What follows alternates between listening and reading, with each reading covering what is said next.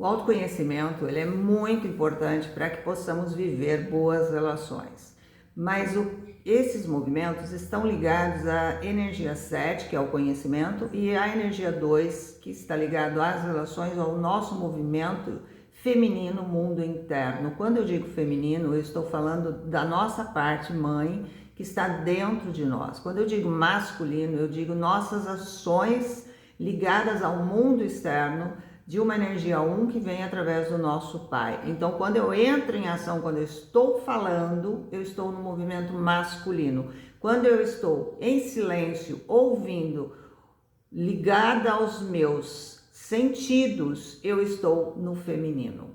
Então, isso todo mundo tem. E por que é importante a gente saber das nossas vibrações e entender o que se passa no nosso mapa? Nós temos um mapa numerológico natal e nele 15 vibrações numéricas que às vezes estão atuando no momento e às vezes não.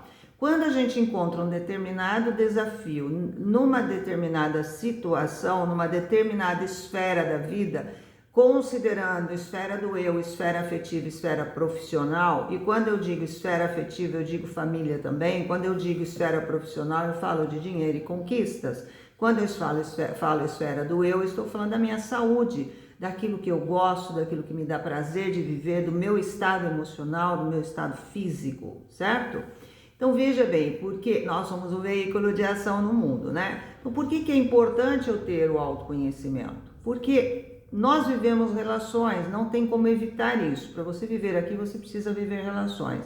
E muitas vezes, a maioria das vezes, a gente tem problema nas relações, mas esse problema não está ligado à relação que eu tenho em si, mas a minha relação comigo. O que eu carrego dentro de mim, de todos os meus conteúdos emocionais, de todos os meus processos de vivência desde a minha infância e de lá para trás também. Então, quando eu não olho para o combustível que me move, eu também não consigo entender o que se passa na minha relação com o outro.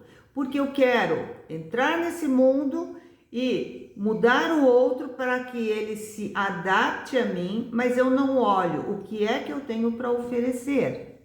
O que eu tenho de conteúdo emocional, o que eu tenho de padrões, de valores, de virtudes para oferecer. Quando a gente vai procurar um emprego, a gente sempre quer saber o que é que a demanda exige, qual é a função que eu devo exercer, se eu estou apta a isso. Quando eu entro numa relação, eu não questiono isso. Ou seja, eu entro numa relação e eu quero que o outro me dê. E não é assim que funciona. Quando você entra numa empresa é assim, quando você entra numa relação é assim também. Você precisa saber qual é a demanda, o que o outro precisa.